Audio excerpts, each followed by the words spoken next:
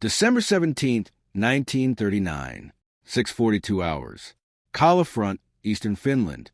The snow does not fall. It hangs in the air like powdered glass, suspended in a silence so absolute it presses against the eardrums. Frost creeps along rifle barrels. Leather stiffens. Breath crystallizes the instant it leaves the mouth.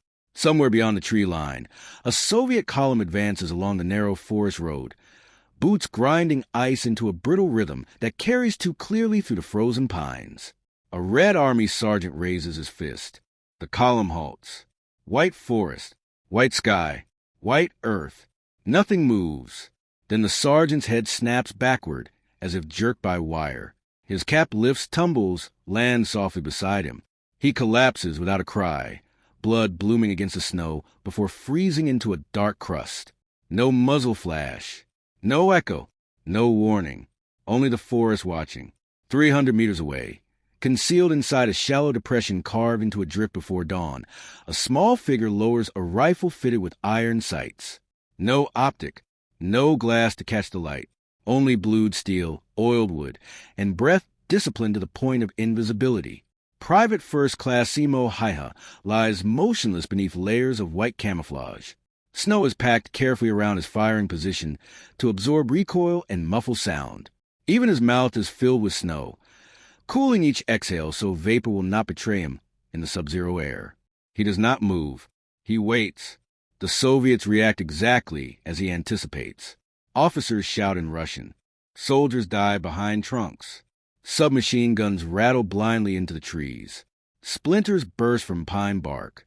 Snow showers down in glittering sheets. But there is no return fire, no second muzzle flash. The forest remains an unbroken wall of white. An officer stands to regain control. Another shot.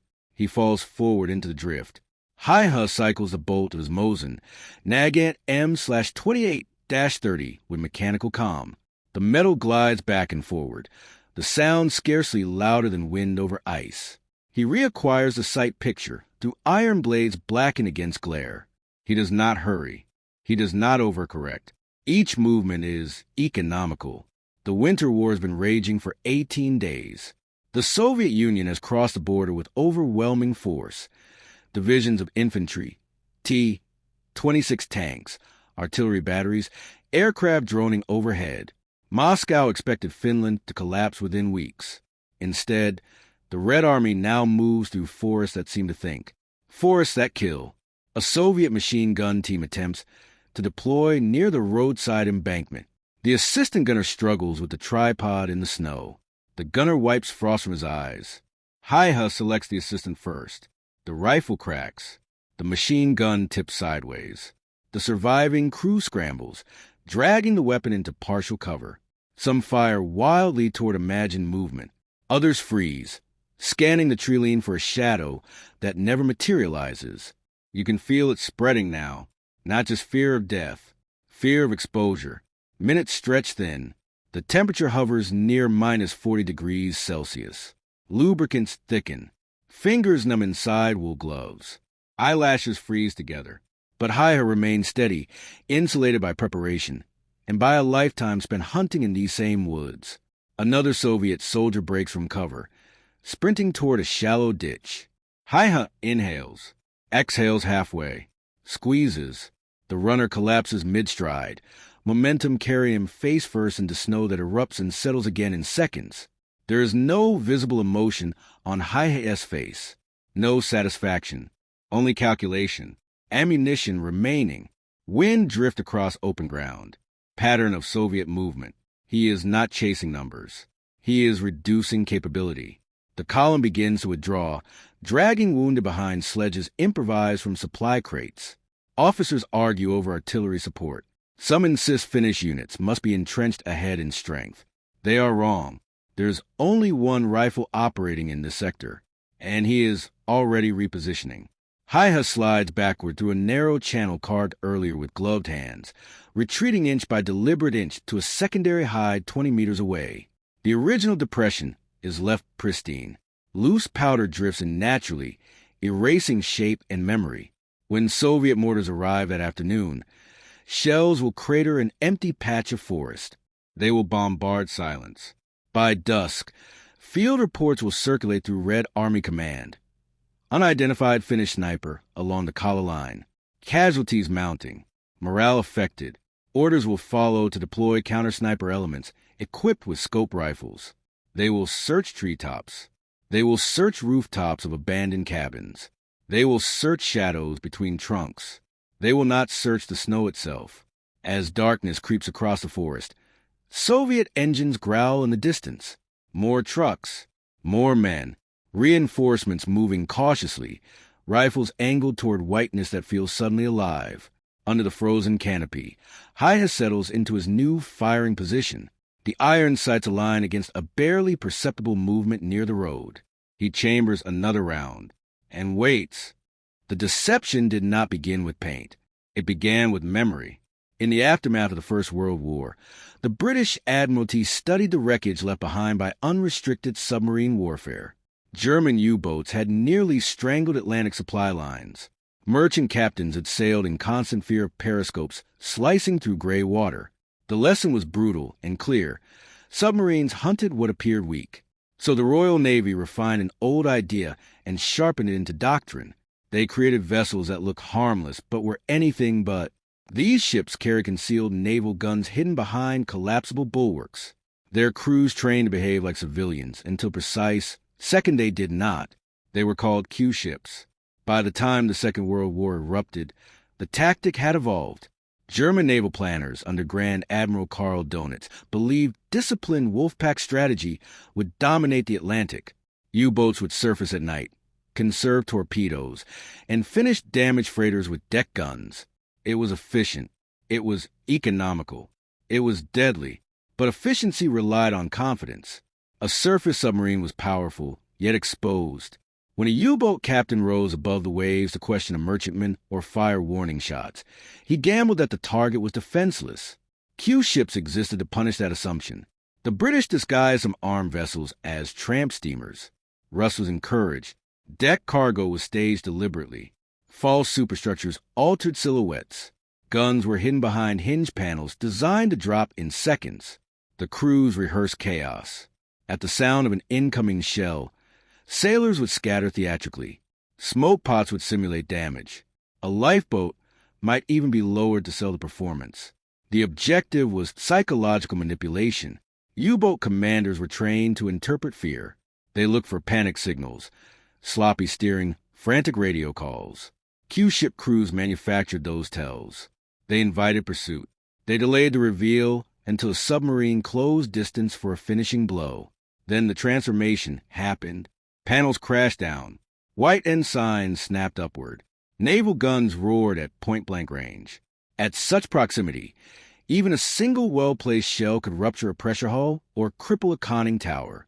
The hunted became the hunter in seconds measured by instinct and discipline. Not every engagement succeeded. German captains adapted quickly. Suspicion grew. Some U-boats began firing torpedoes from distance rather than surfacing. Others shelled targets from beyond effective retaliatory range. The duel became one of nerves and pattern recognition. Yet the deception campaign expanded beyond Q ships. Camouflage crews experimented with broader illusions.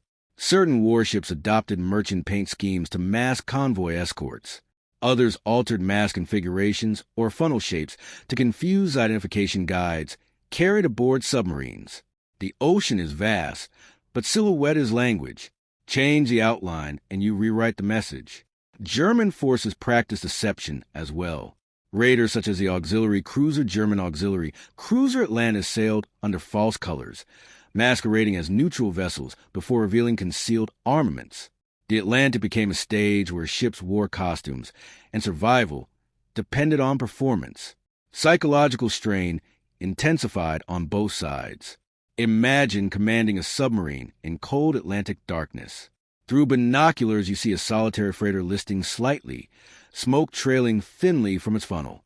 It signals distress. Do you surface? Do you risk exposing your crew to a trap? Every decision is weighted by doubt. That doubt was the true weapon. British intelligence encouraged rumor. Survivors spoke of merchantmen that exploded into gunfire. Whispered accounts traveled through prisoner interrogations and intercepted communications. Suspicion forced caution. Caution slowed attacks. Slower attacks reduced tonnage sunk. The arithmetic of naval war is unforgiving. A single convoy save could mean thousands of tons of food, fuel, or ammunition reaching Britain. Deception multiplied defensive strength without constructing additional hulls. There were darker complexities. International law required warships to identify themselves before engaging in certain circumstances. Q-ship operations operated in gray areas that critics argue blurred legal boundaries. German commanders cited these tactics to justify harsher submarine policies. Escalation fed escalation. Still, the Atlantic struggle demanded adaptation. As radar matured and air patrols expanded, the relative value of Q-ships declined.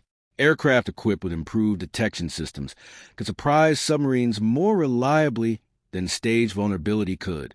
Escort carriers extended protective umbrellas over convoys.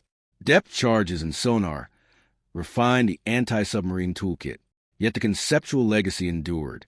Naval warfare had entered an era where perception shaped survival. A vessel's outward identity could no longer be trusted. Merchantmen might conceal guns. Raiders might pose as neutrals. Even distress signals required scrutiny. The floating painted fake was not merely a ship with hidden weapons. It was a strategic thesis. Exploit the enemy's expectations. Historians often debate measurable impact. Q-ships did not single-handedly win the battles of the Atlantic. Their sinkings were modest compared to the scale of convoy warfare. But influence cannot always be tallied in tonnage. Influence resides in hesitation. When a U-boat captain delayed surfacing because a previous engagement had ended in sudden gunfire, the tactic succeeded indirectly. When convoy escorts gained minutes to respond because a submarine remained submerged longer than planned, deception paid dividends. The sea during World War II was not only contested by steel and explosives. It was contested by doubt, by stage weakness, by calculated theater performed under live ammunition. In that sense, every disguised vessel carried two arsenals. One was metal, the other was uncertainty. March 14, 1941, 23:18 hours. North Atlantic, west of Ireland.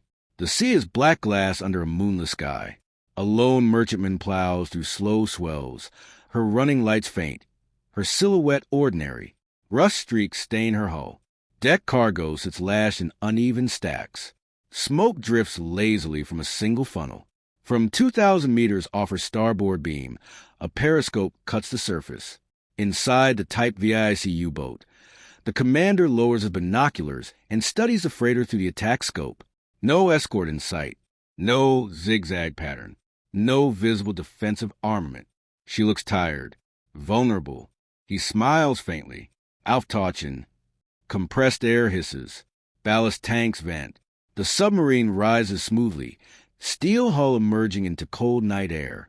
Diesel engines cough to life as a U-boat settles on the surface, angled to intercept. On the freighter's bridge, a lookout stiffens. The captain does not panic. He has rehearsed this moment for weeks. The vessel is HMS Fidelity, outwardly a harmless cargo ship, inwardly something else entirely. Hidden behind collapsible plating sit naval guns. Below decks, Royal Navy ratings stand by in darkness, hands resting on breech mechanisms, waiting for a signal. The U-boat closes a distance.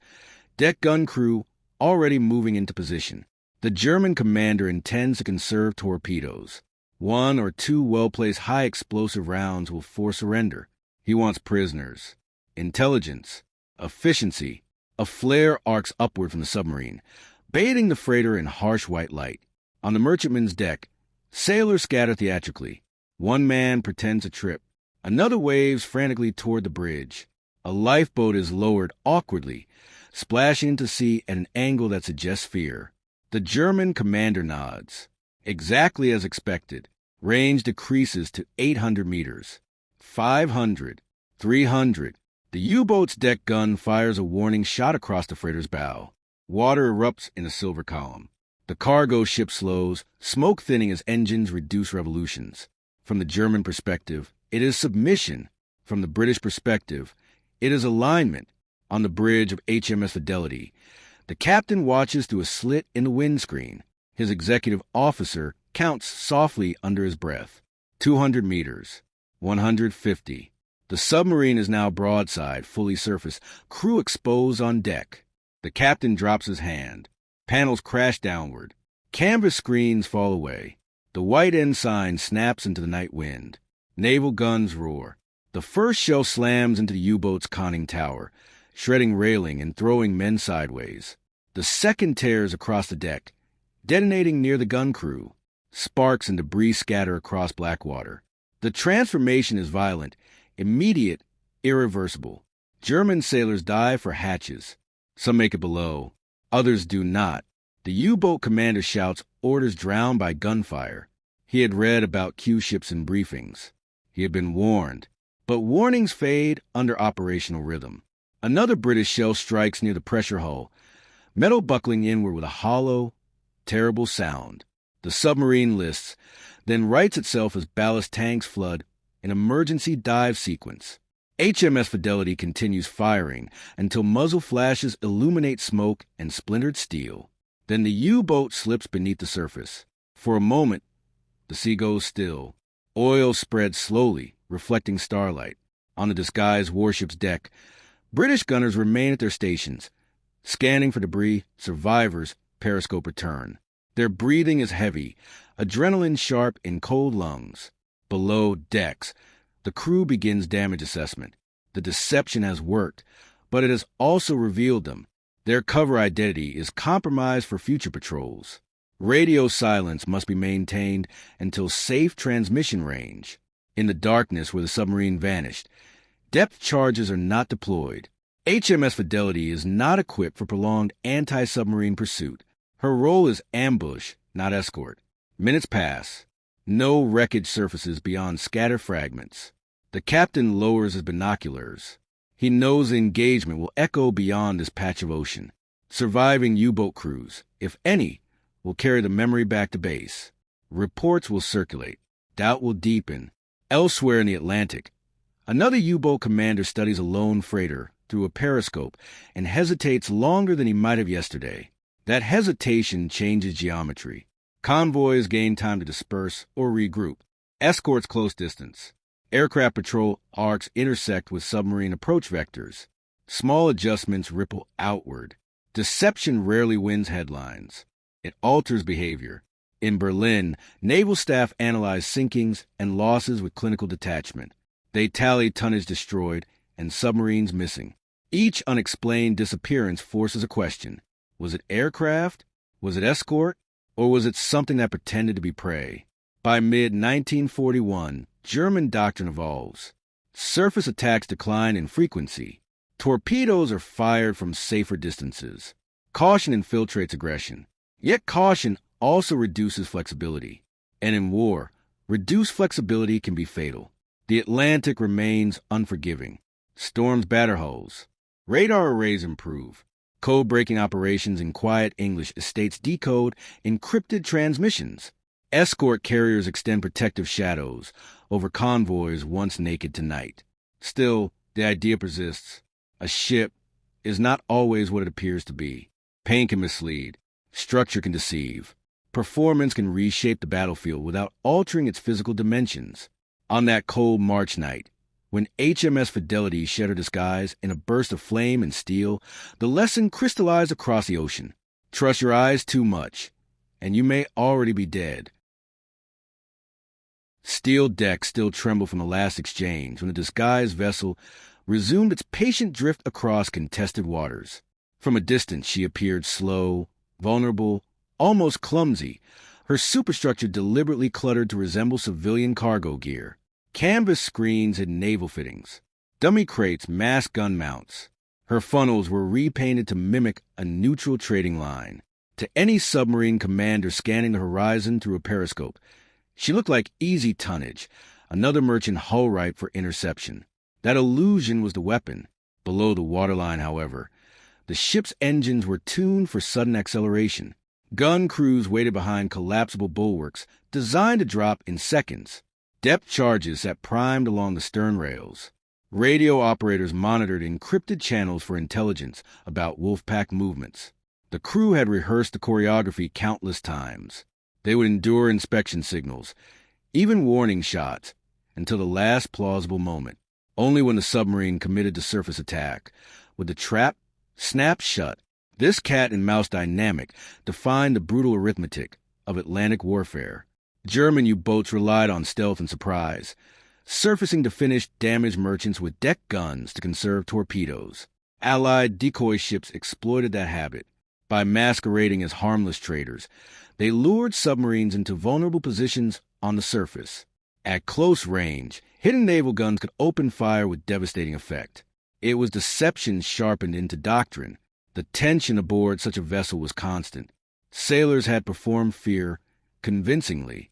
Some would run on deck as if abandoning ship. Others would send deliberately panicked radio traffic. Every gesture was calculated theater. Yet the danger was real.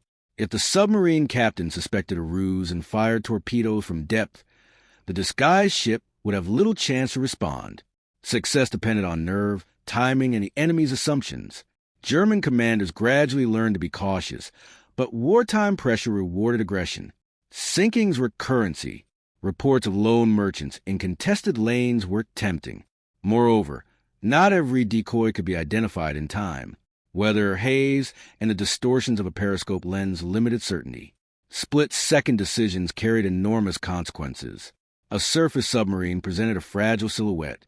One accurate salvo from concealed guns could shatter hull plating and flood control rooms before a crash dive was possible. Psychology mattered as much as gunnery. The knowledge that any freighter might conceal heavy weapons seeded doubt within U-boat crews.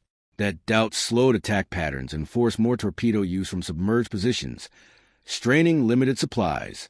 In this way, disguised ships multiplied their impact beyond individual engagements. They injected hesitation into the enemy's operational tempo. The broader deception culture of the war reinforced such tactics.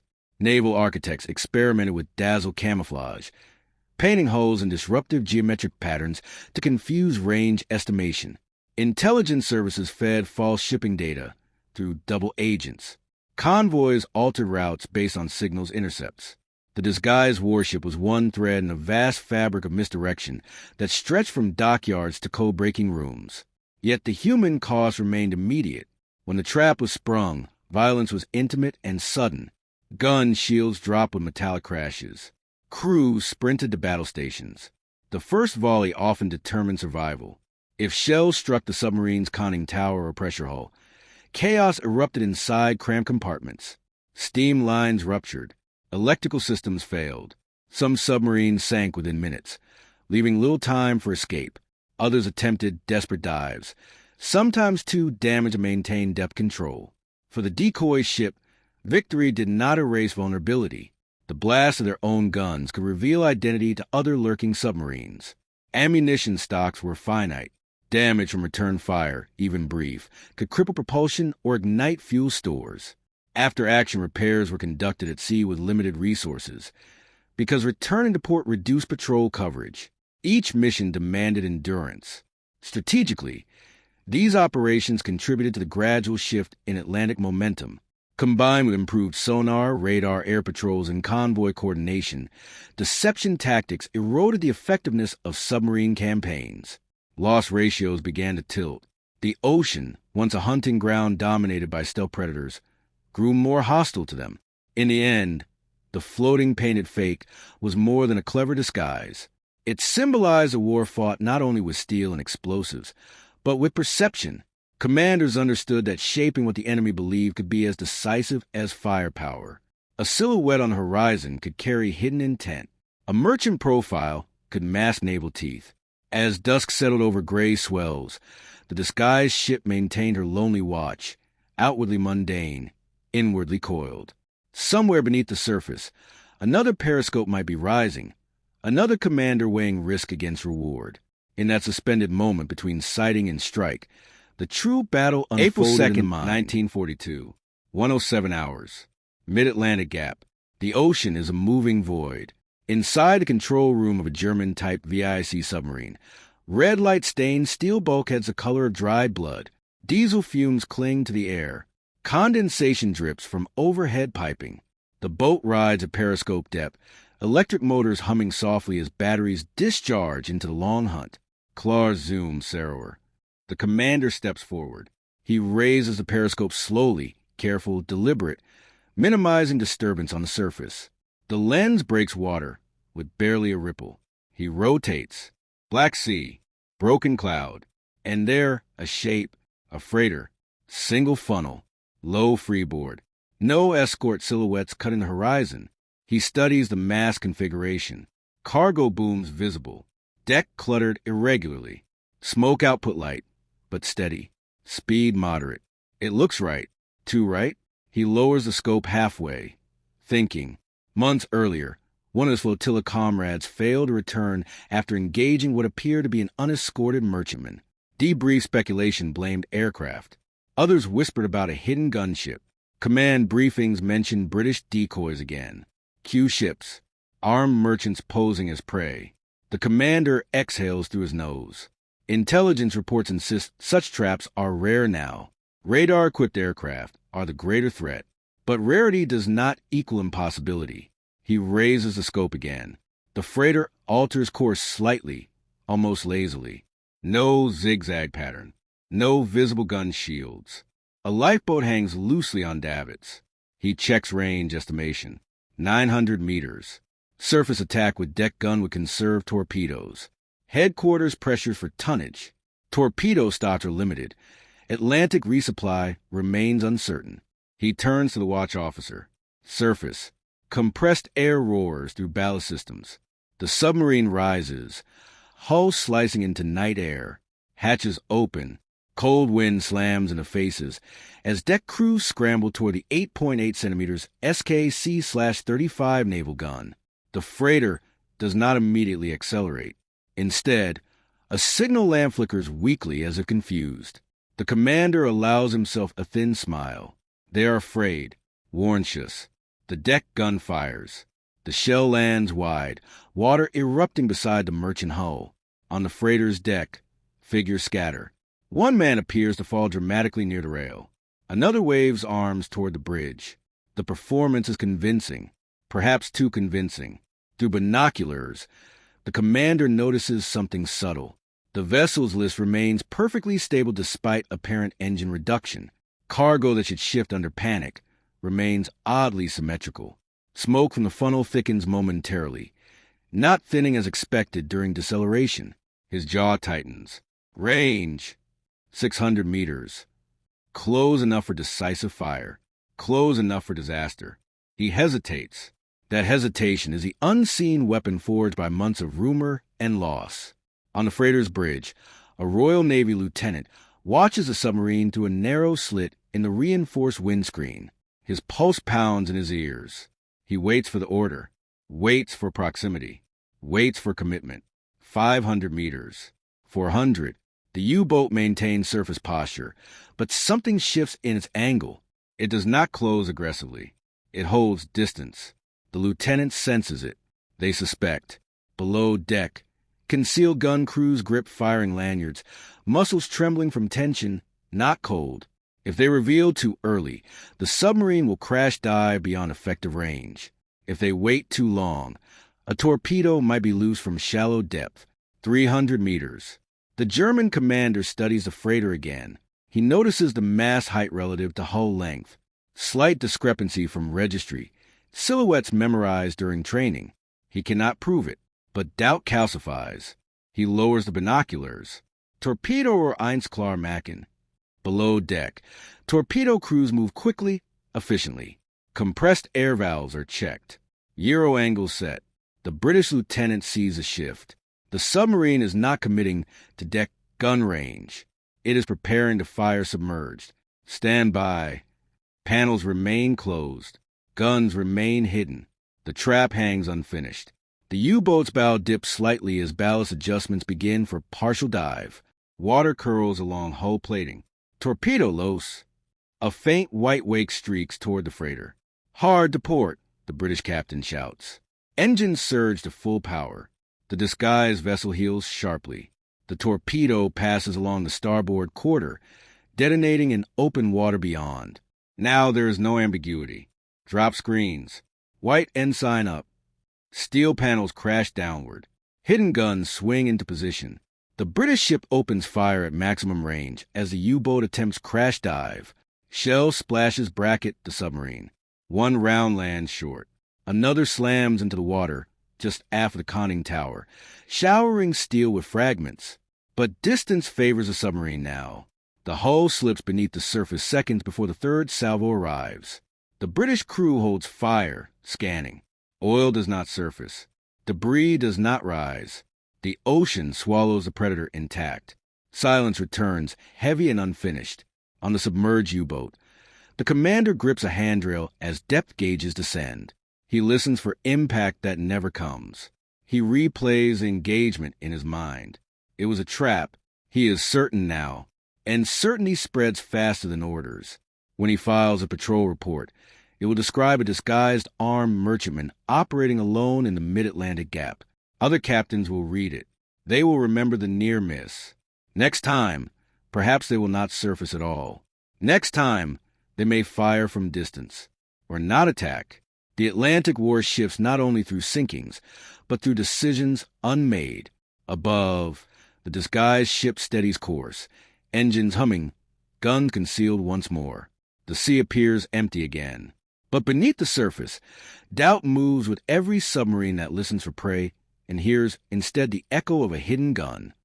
September 15, 1944, 11:37 hours. Over northern Norway, the sky is a hard metallic blue. Far above the fjords, beyond the reach of most flak, and almost invisible to the naked eye, Lancaster bombers from No. 617 Squadron and No. 9 Squadron RAF fly in tight formation. Their bomb bays carry something different this time. Not conventional armor-piercing bombs. Not dive bomber payloads. Each aircraft carries a single 12,000-pound tall boy. Below, Tirpitz lies anchored in Kavjord's neighboring Tromsø anchorage, relocated for repairs and to complicate Allied targeting. She rests closer to civilian areas now, moored near Hakoya Island. Anti-aircraft batteries ring the shoreline. Smoke generators are primed. Camouflage netting drapes awkwardly across portions of her deck. German radar detects the incoming formation late. The altitude is extreme. The Lancasters approach at nearly 20,000 feet, skimming the edge of effective interception. Air raid sirens begin to wail across Tromsø. Civilians look up from docks and streets. Sailors aboard Tirpitz sprint to battle stations.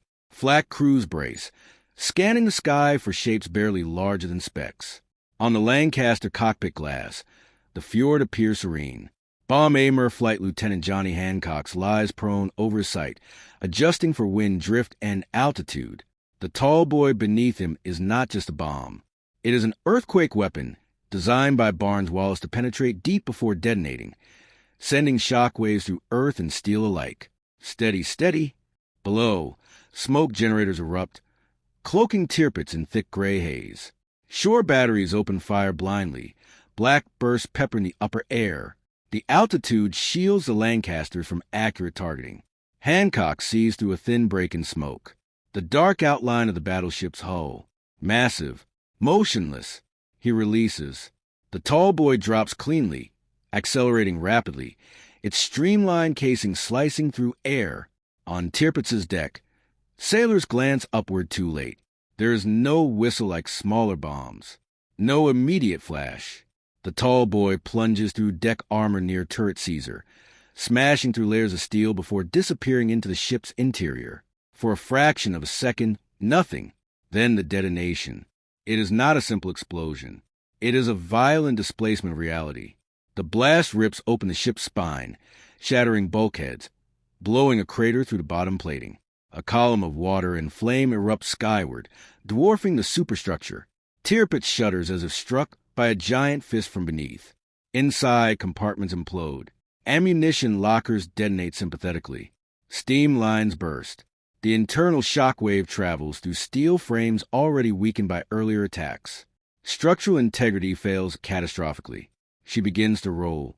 At first, slowly, almost imperceptibly. Men scramble across slanted decks as the angle increases. Guns tilt uselessly toward the sky. Officers shout conflicting orders. Some attempt to counterflood compartments to stabilize the list, but the damage is too extensive. Another tall buoy lands short, detonating underwater beside the hull. The shock wave slams into the battleship's flank, accelerating the roll. You can feel the inevitability now. The giant is dying. Within minutes, Tirpitz lists beyond recovery. Sailors leap into icy water. Others cling to railings as the deck approaches vertical. Some are trapped below decks, sealed behind jammed watertight doors. The hull continues to rotate until it capsizes completely, her massive belly exposed briefly before slamming into shallow seabed. The superstructure disappears beneath churning water. Oil spreads across the surface in thick, black sheets. Silence falls slowly, broken only by crackling fires and distant shouts from shore. Over 900 German sailors are trapped inside the overturned hull. Rescue teams scramble with cutting torches, attempting to breach steel plating to free survivors pounding from within.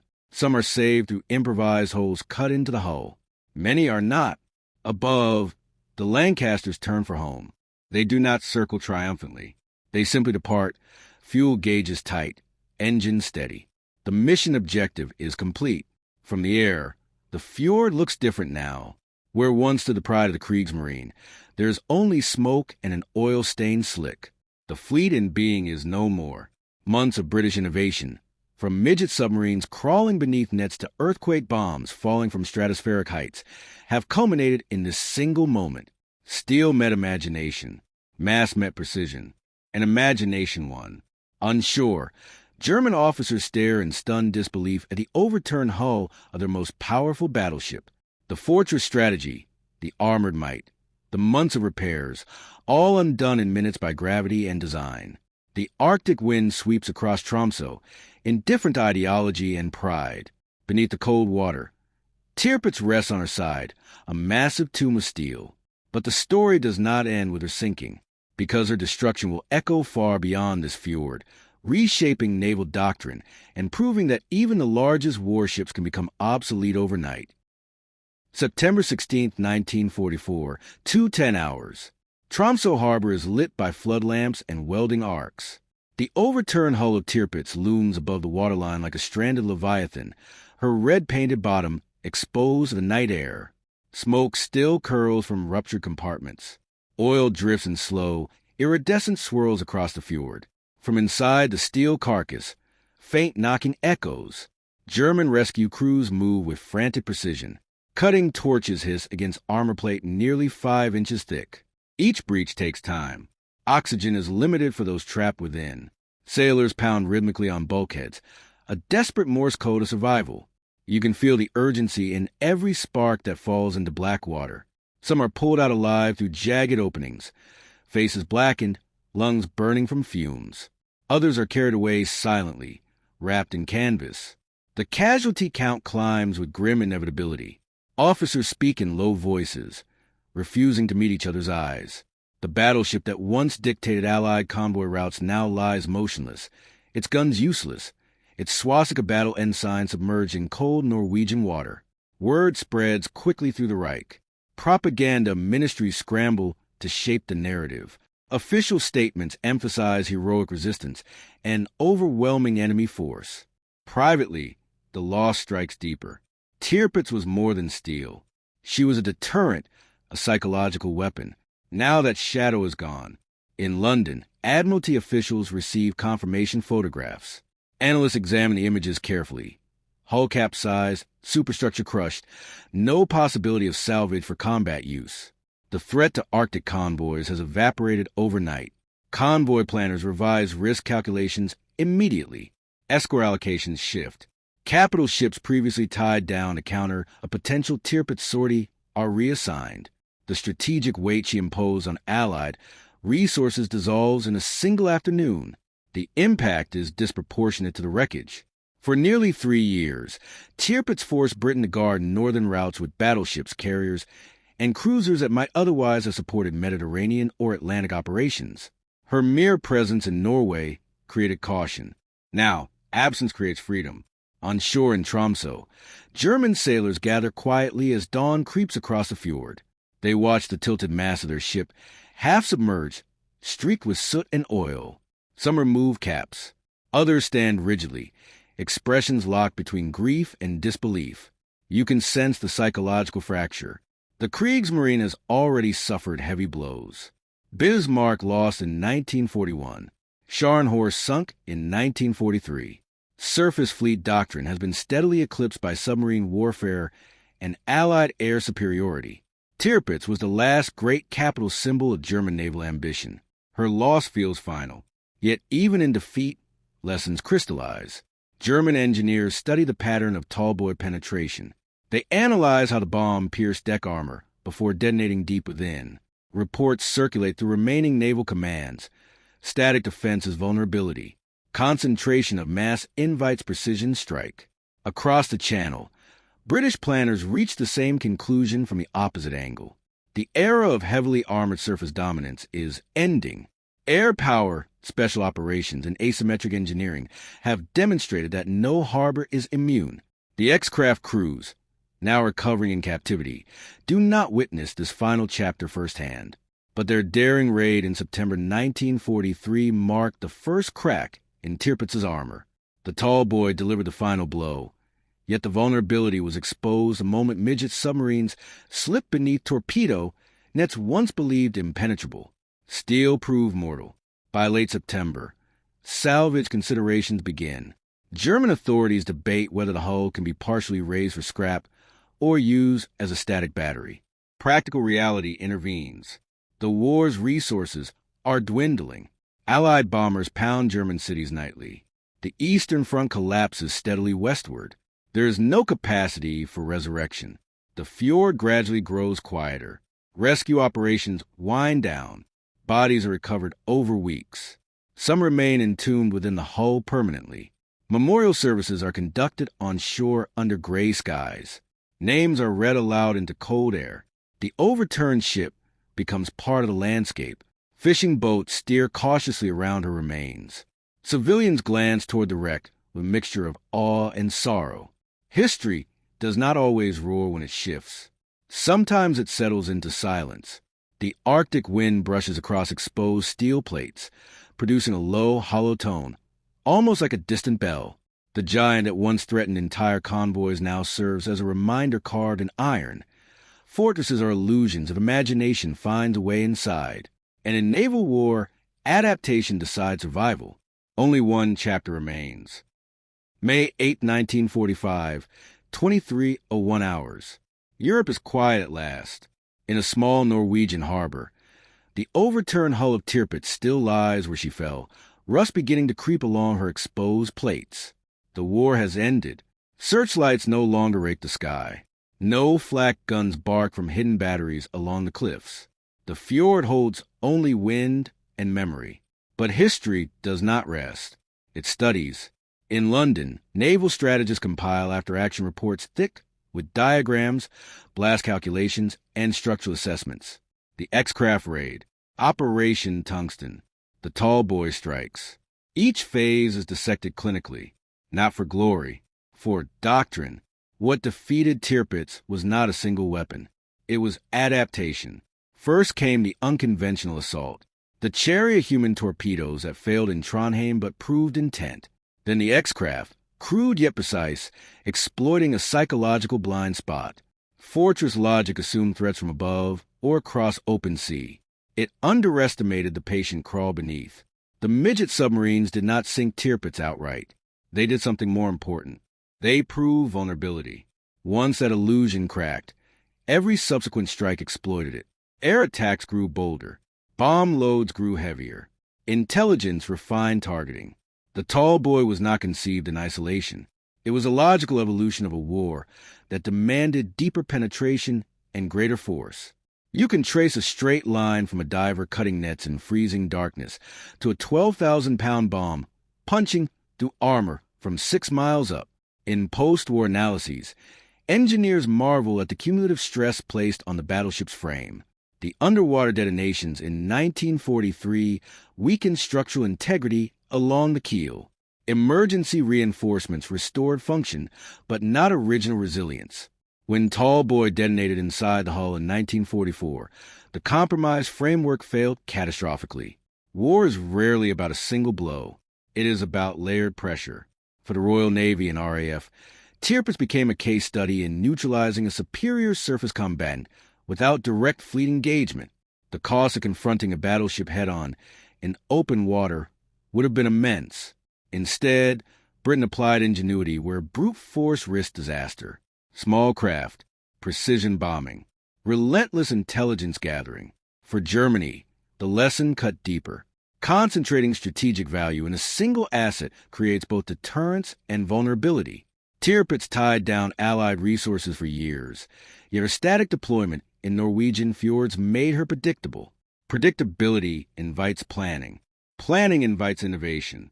The wreck in Tromsø stands as silent testimony to that equation.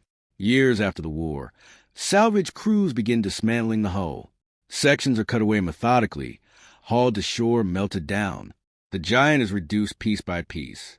Steel that once formed armored turrets becomes raw material for civilian industry. War reshaped into reconstruction. Survivors on both sides carry different memories. German sailors recall the sickening roll of a capsizing deck and the metallic taste of smoke. British X-craft veterans remember the claustrophobic darkness beneath a fortress hull, the steady ticking of timers set by hand. RAF bomb aimers recall a fleeting silhouette through smoke before release. Each perspective is partial. Together, they form a whole. The Arctic convoys, once shadowed by the threat of a sudden sortie, continued with fewer capital escorts after September 1944. Supplies reached the Soviet Union in greater volume. The strategic ripple is difficult to quantify precisely, yet historians agree, removing Tirpitz simplified Allied calculations at critical stage of the war. More broadly, naval warfare shifted irreversibly. The age of the heavily armored surface battleship waned as air power proved decisive. Carriers and long-range bombers demonstrated reach that no static defense could fully counter. Submarines remained potent, but even they faced evolving countermeasures. Tirpitz was not merely sunk. She was rendered obsolete by the convergence of technology and daring. If you stand today on the shores of northern Norway, the water appears calm.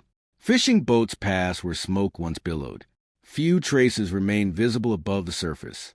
Yet beneath, fragments of steel still rest in silt, reminders of a time when entire fleets revolve around a single hull.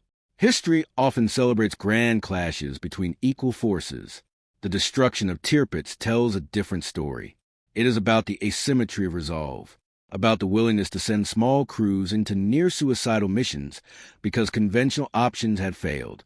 It is about recognizing that fortresses, however imposing, are systems, and systems have seams. The silent killers were never loud in the way battleships are loud. They moved slowly, quietly, patiently. They relied on timing, nerve, and design. And in the end, they reshaped naval strategy more decisively than any broadside ever fired in the North Atlantic. The fjord remains. The mountains remain. The giant does not.